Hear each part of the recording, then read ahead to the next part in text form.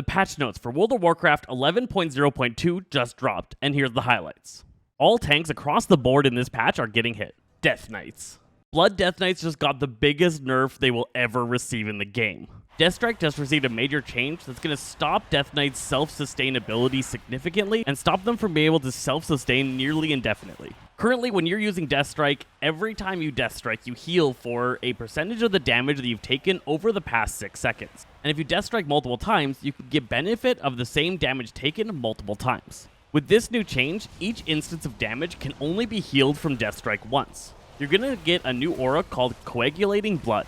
This aura stacks as you take damage, and the number it presents is the percentage of your maximum health that you've taken over the last 5 seconds. Whenever you use Deathstrike, it's going to consume all of the stacks of Coagulated Blood to heal you from that Deathstrike. If you Deathstrike again immediately after, there's going to be no stacks of Coagulated Blood, so you're not going to receive any healing. The number does not seem to get reduced by overhealing.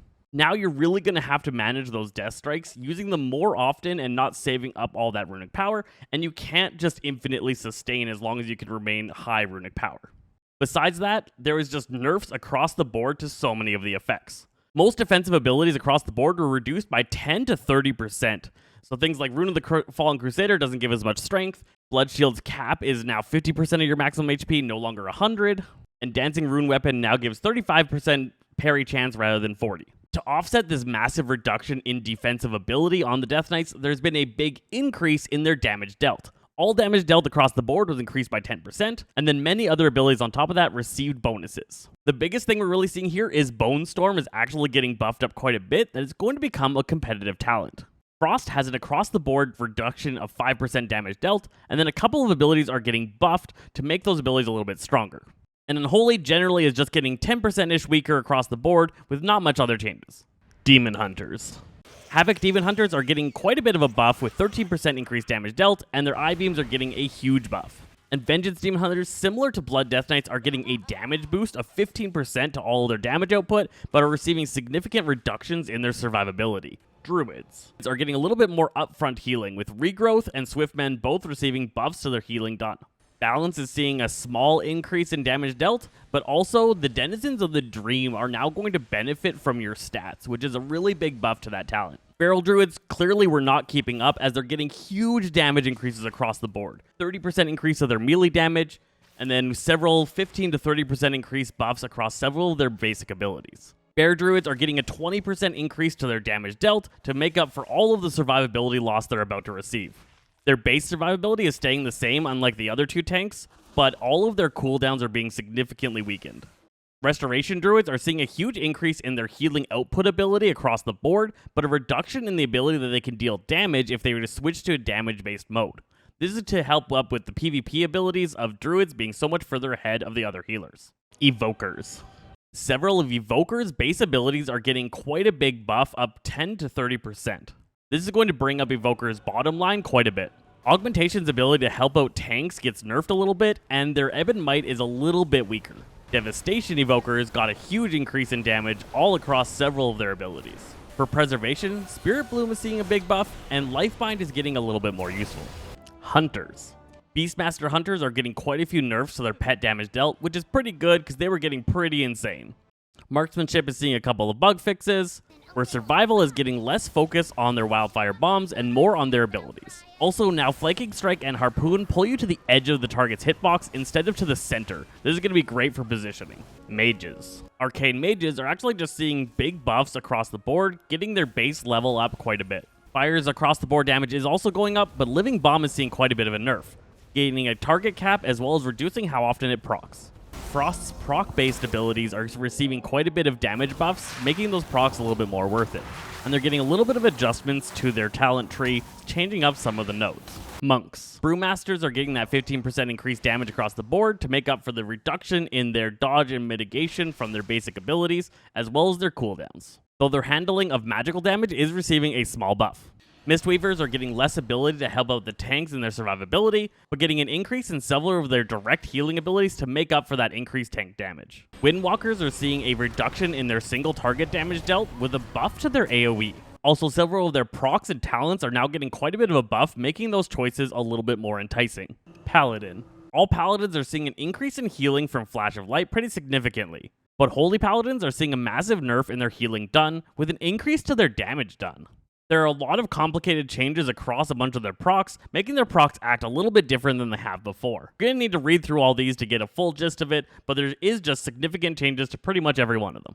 Protection is getting that 15% increased damage dealt for a reduction in their general survivability. I believe they're seeing the smallest decrease in survivability from all the other tanks, so they got hit the least. Holy Flames is a new talent for Retribution Paladins, making it so that your Divine Storm deals 10% increased damage to targets affected by your expurgation, and then spreads that effect to 4 targets. It also increases all of your holy damage dealt to targets that are burning from this effect. To compensate for the increased damage from that buff, there's going to be some tweaks to some of the damage abilities across the board, some getting increased and some getting decreased. There shouldn't be a major change in your total output. Priests. For priests, again, their base abilities are receiving quite a buff to increased healing. This is to make up for that increased tank damage, making tanks more reliant on healers. One big change is that you can no longer stack Prayer of Mendings before pulling a boss. This is actually a pretty big nerf to some of the strategies revolving around stacking priests in tough encounters. Discipline priests are going to just do more healing and more damage, which means even more healing, which is going to be great for them, and several of their talents are changing from 2-point talents down to 1-point talents. This is going to give you a lot more freedom across your tree to pick up utility abilities that you're looking for. Holy Priests are seeing a massive 44% increase to healing and 10% increase to damage dealt. Holy is just getting a massive boost to let it keep up with Discipline at the top tier. For Shadow, a small across-the-board damage increase and major damage increases to pretty much all of their Mind spells. Mind Flay, Mind Spike, Mind Blast, Mind Melt, Mind Sear, all of those are receiving pretty big damage increases. Rogues. For Rogues, their survivability from some of their cooldowns has been reduced, and Kidney Shot has received a change that has a longer cooldown, but it lasts a longer period of time in PvE content. Assassination is just getting a big buff of damage across the board, 14% to all abilities, 20% to auto attacks, and then Envenom is getting a 10% buff on top of that. Outlaw is getting an even bigger increase to damage dealt, all basic ability damage increased by 20%, auto attacks increased by 20% as well, and then several of their base abilities are getting 10 to 15% increases. Also, several of their procs are getting quite a bit stronger. Subtlety is seeing the least increase, but still a small buff to their damage dealt. Shaman. Healing Surge is getting quite a big buff, and Stone Bulwark Totem is becoming a much stronger 3-minute cooldown instead of its current duration. Elemental Shaman are seeing a massive increase to a bunch of their spells, but it's mostly affecting their lightning-based abilities, giving those abilities a buff, so you're less reliant exclusively on the lava-based. There's also quite a bit of fixed ability interactions with procs and different abilities. For enhancement, Primordial Wave is seeing quite a bit of changes, so making it a more attractive talent. And several of your talents are going from 2 points down to 1 point, opening up freedom for utility throughout your tree. Restoration Shamans are seeing an increase in their initial healing from several of their spells, and a slight nerf to Ascendance to make up for that initial healing increase. Warlocks. For Affliction, several of your fancier dots are seeing big buffs, like Unstable Affliction, Soul Rot, Agony, and Malefic Rupture, all getting quite a big buffs to their damage dealt. And Demonology, both their Wild Imps and their Demon Bolt are seeing pretty big damages, especially that Demon Bolt at 55% increase. Of all the Warlocks, Destruction Warlocks are getting the biggest buffs, with Shadowburn increasing by 125%, Chaos Bolt at 40%, and Conflagrate at 25%. Warriors. Arms is getting a straight up nerf, and Fury is pretty much not being touched at all. A little bit reduction in survivability. Protection is getting across the board increase of 30% damage dealt, and then several of their abilities are getting a big damage buff. This is going to finally raise Warriors up to dealing a respectable amount of damage like other tanks are able to do. And they, like other tanks, are receiving a nerf in their survivability, with 4% reduction in damage taken during defensive stance, and then some of their cooldowns and procs are being slightly weakened.